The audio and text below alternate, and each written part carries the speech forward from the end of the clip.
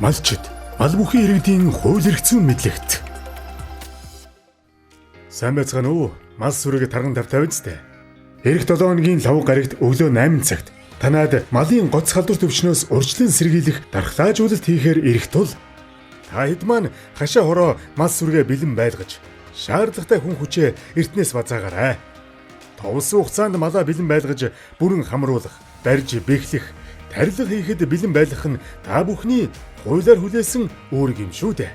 За ойлголоо. Малын нэмж дархлаажуулалт хийхээр очих үед малаа бэлтгээгүй.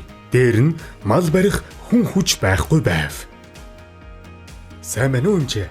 Манай малд халдвар төвчний шинж тэмдэг илрээд байх шиг байна. Та яаралтай ирж үзээд өгөөч.